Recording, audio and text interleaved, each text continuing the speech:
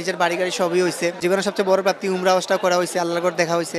মানে আলহামদুলিল্লাহ এই টেপ টেনিস ক্রিকেট খেলে আমি বলবো আমার জীবনের ৯০-৯৫% ইচ্ছা পূরণ হয়েছে আলহামদুলিল্লাহ। আমি বরাবরই বলি এই মুহূর্তে টেপ টেনিসের স্বর্ণযুগ। তো টেপ টেনিস ক্রিকেট নেক্সট ২-৩ ইয়ারে ইনশাল্লাহ আরও উচ্চতা যাবে বিকজ অফ একটা ন্যাশনাল টিম হবে, বাইরে দেশে ট্যুর হবে। বর্তমানে যিনি যুব ক্রীড়া মন্ত্রী সম্ভবত উনিও বলেছেন যে রেজিস্ট্রেশনের আওতা আনা যায় কিনা টেপ বল ক্রিকেটটাকে, এটাও ভাবতেছেন।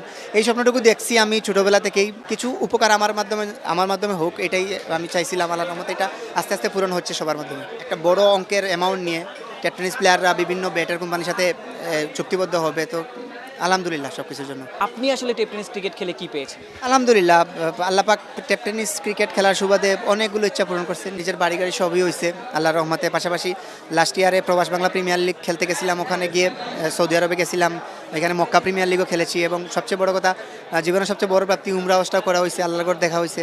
মানে আলহামদুলিল্লাহ এই টেপ টেনিস ক্রিকেট খেলে আমি বলবো আমার জীবনের মোটামুটি ৯০-৯৫% ইচ্ছা পূরণ হয়েছে আলহামদুলিল্লাহ। আপনি বললেন যে বড় একটা অ্যামাউন্টে চুক্তিবদ্ধ হচ্ছে টেপ টেনিস ক্রিকেটাররা, আপনার সাথে অ্যামাউন্টটা আসলে কেমন, কত টাকা চুক্তিবদ্ধ?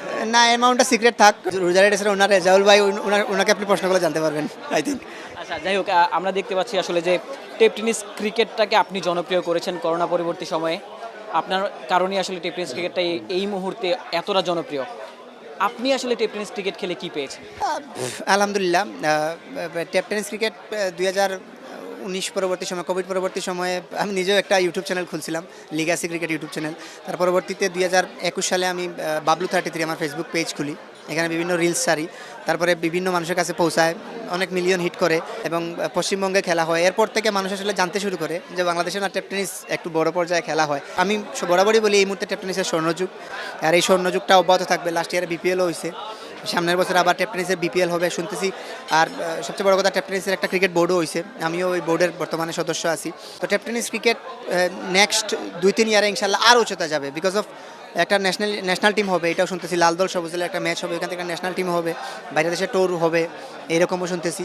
তো ইনশাল্লাহ পাশাপাশি লাস্ট কয়েক মাস আগে বর্তমানে যিনি যুব ক্রীড়া মন্ত্রী সম্ভবত উনিও বলেছেন যে রেজিস্ট্রেশনের আওতা আনা যায় কিনা টেপ বল ক্রিকেটটাকে, এটাও ভাবতেছেন।